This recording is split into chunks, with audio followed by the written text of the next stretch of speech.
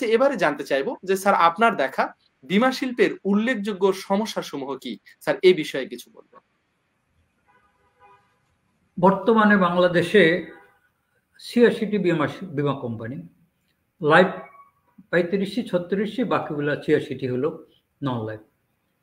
আসলে বর্তমানে বীমা শিল্পের প্রথমেই হলো আস্থার সংকট এবং ভাবমূর্তির সংকট। যেহেতু বীমা শিল্পে বাংলাদেশে অনেকগুলো কোম্পানি, আমাদের পার্শ্ববর্তী দেশ বলি, মালয়েশিয়া বলি, বিভিন্ন দেশ থেকে অনেকগুলো কোম্পানি আছে। তার মানে বীমা শিল্পের উন্নয়নের জন্য সরকার বলি, বিগত সরকার বলি, বর্তমান সরকার চেষ্টা করতেছে। কিন্তু প্রথমে যেহেতু আপনি আমাকে প্রথমে বলছেন সমস্যা কি, আসলে বর্তমানে এই আমার যে দীর্ঘদিনের অভিজ্ঞতা, প্রথমে হলো আস্থার সংকট এবং ভাবমূর্তির সংকট। বীমা শিল্পের প্রতি মানুষের আস্থা খুবই কম, আবার এটার প্রতি যে ভাবমূর্তিও আস্তে আস্তে নষ্ট হয়ে গেছে। এখন কিন্তু এটা হবে কেন? আমি যখন প্রথমে সরকারের কাছ থেকে লাইসেন্স নেই, সরকার আমাকে একটা নিয়ম নীতি বিধিবদ্ধভাবে কোম্পানিটি চলার জন্য আমাকে লাইসেন্স দিয়েছে। বাংলাদেশের আমি দুই লাইনের কোম্পানির সাথে জড়িত। আমি কর্ণফুলী ইন্স্যুরেন্সের non life insurance company, Magna life insurance company, আমি দুটার সাথেই জড়িত। দুটি কোম্পানির দুই ধরনের সমস্যা, নন লাইফের এক ধরনের সমস্যা, লাইফের এক ধরনের সমস্যা। যেহেতু আপনি আমাকে সংকটের কথা বলেছেন, এক দৃষ্টিতে আমি বলবো আমি খুব বেশি সংকট দেখি না, কিন্তু যেহেতু এদেশে নন লাইফের সংকট একরকম আর লাইফের সংকট একরকম। নন লাইফে আমি খুব কম সংক্ষেপে বলবো, যেহেতু কোম্পানির কর্ণফুলীর সাথে বা নন লাইফের সাথে আমি দীর্ঘদিন জড়িত, ৩৮ বছর জড়িত। প্রথম অবস্থায় আমি 5 বছর চেয়ারম্যান ছিলাম না, পরবর্তী পর্যায়ে আমি চেয়ারম্যান হয়েছি। তার মানে নন লাইফ বীমা শিল্পের সংকট হলো দুটি আমার দৃষ্টিতে। একটি হলো সেখানে আনইথিক্যালি কমিশনের প্রবলেম আছে, যেখানে কমিশন দেওয়ার কথা 15%, সেখানে আনইথিক্যালি কমিশন বেশি দেওয়া হয়, যার ফলে কোম্পানিতে পুঁজি গঠিত হয় না, অর্থ জমা হয় না। আরেকটি হলো যে নন লাইফ কোম্পানিতে এজেন্সি সিস্টেম হওয়া উচিত, সেখানে এজেন্ট বলতে নাই, যার ফলে ওখানে বিপুল সংখ্যক অর্থ অনিয়মের ভিতরে চলে যায়। কোম্পানিগুলা তাদের টাকা জমা হয় না, যার ফলে যখন একটা কোম্পানি ব্যবসা করে 100 কোটি, তার সেখানে জমা হওয়ার কথা 15% বাদে বাকি টাকা, কিন্তু আসলে সেখানে আনইথিক্যাল কাজের জন্য এজেন্সি সিস্টেম না থাকার ফলে সেখানে সমস্যা দেখা দেয়, যার ফলে ওখানে এই সমস্যাটি সবচেয়ে বড়। সেখানে এই দুটি হলো নন লাইফের সমস্যা। এখন আমি আসি লাইফের সমস্যা। লাইফের সমস্যা ইতিপূর্বে আমি বলেছি, বীমা শিল্প, বিশেষ করে লাইফ ইন্স্যুরেন্স, এটি হলো বীমা শিল্প বলতেই লাইফই বোঝায়। নন লাইফ ইন্স্যুরেন্সের পরিধি খুব কম। বড় বড় ব্যবসায়ীরা যারা গাড়ি ইম্পোর্ট করে, যারা গাড়ি চালায়, যারা শিল্প ইন্ডাস্ট্রি করে, তাদের জন্য নন লাইফ। কিন্তু লাইফ হইল বাংলাদেশের 17 কোটি লোক আছে, এখানে 10 কোটি লোকেই বীমা শিল্পের সাথে বীমার পলিসি করতে পারে, যার ফলে লাইফ ইন্স্যুরেন্স হইল পক্ষে বীমা শিল্প।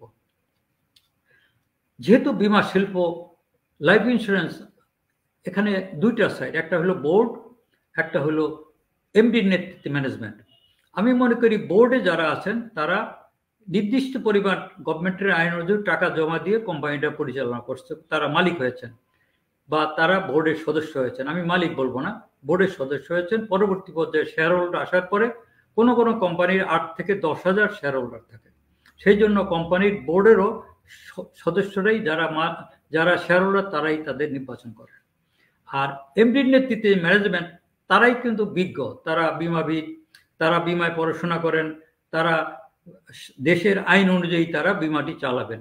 কিন্তু বাংলাদেশে মাঝে মাঝে দেখা যায় বোর্ড কোনো কোনো সময় কোম্পানির পরিচালনায় হস্তক্ষেপ করেন, অনেক সময় এমডি আবার বোর্ডের সাথে একত্রিত হয়ে সেখানে পরিচালনা করেন, যার ফলে এখানে একটা দ্বিমত দেখা দেয় বর্তমান প্রেক্ষাপটে। এবং বর্তমানে যেহেতু কোম্পানি চালাবে এমডির নেতৃত্বে ম্যানেজমেন্ট, কিন্তু সেখানে বোর্ড হস্তক্ষেপ করে, কোনো কোনো সময় বোর্ড আর ম্যানেজমেন্ট এক হয়ে যায়।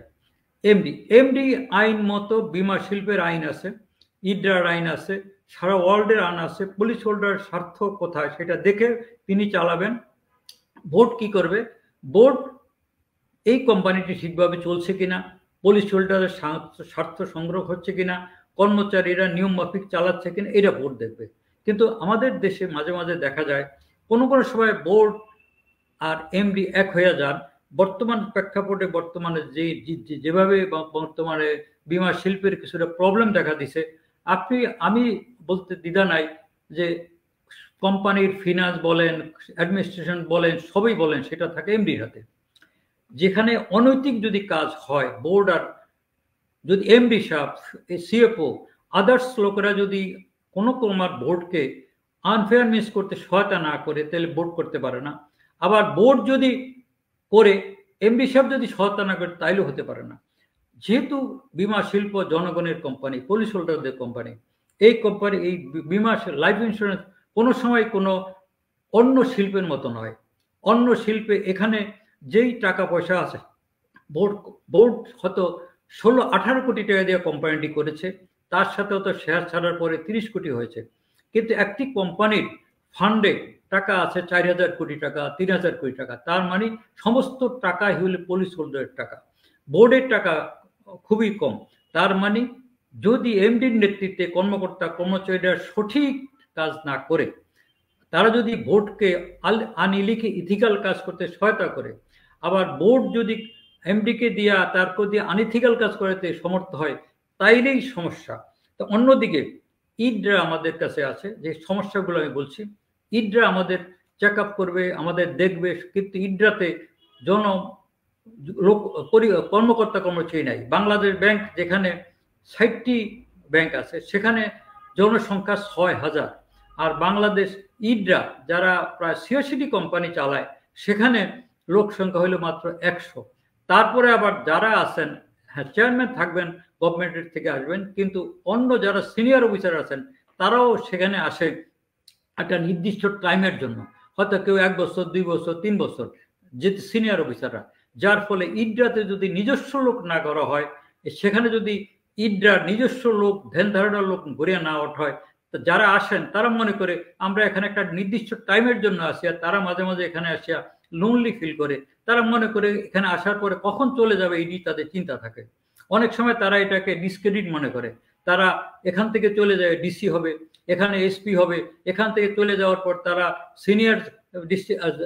সিনিয়র সেক্রেটারি হবে, তারা বিভিন্ন এখানে আসে তারা একটা টাইটেল। তার মানে যেহেতু ইডরাও শক্তিশালী নয়, ইডরা 100 লোক দিয়া 86টি কোম্পানি পরিচালনা করা খুবই কঠিন। তার মানে আমি যে সমস্যা বলতে গেলে বুঝছি, এখানে যে সমস্যাগুলো আমাকে বলেছেন, যেহেতু বোর্ডকে শক্তিশালী হতে হবে, নিয়ম মাফিক চালাতে হবে, তেমনি এমডি নেতৃত্বে ম্যানেজমেন্টকে সেই আইন কানুন মেনে চলতে হবে, ইডরাকে কঠিনভাবে কোম্পানিগুলোকে দেখতে হবে, এবং ইডরা আইন অনুযায়ী চলে যেতে হবে। ঠিক এই সমস্যাগুলো কিন্তু আমি মনে করি যে সমস্যা, আরো অনেক সমস্যা আছে, হয়তো আমি বলতে পারলাম না, যেহেতু এখানে একটি কোম্পানি গভর্নমেন্ট দিচ্ছে, যেটা জনগণের কোম্পানি। আমি বিমা শিল্পকে, বিশেষ করে লাইফ ইন্স্যুরেন্সকে মনে করব এটা জনগণের কোম্পানি, এটা বোর্ডের কোম্পানি না, মালিকদেরও কোম্পানি না। এই কোম্পানিটি পুলিশ হোল্ডারদের, যার ফলে কোম্পানির কর্মকর্তা কর্মচারী যারা আছেন, সেই তারা এবং বোর্ড ঐক্যবদ্ধভাবে সততার সহিত, নিষ্ঠার সহিত যদি কোম্পানিটি পরিচালনা না করায়, তাইলে বর্তমান যে সমস্যার কথা আপনারা বলছেন, এই সমস্যার সমাধান এই সঠিকভাবে পরিচালনা করে সমস্যার সমাধান করতে হবে।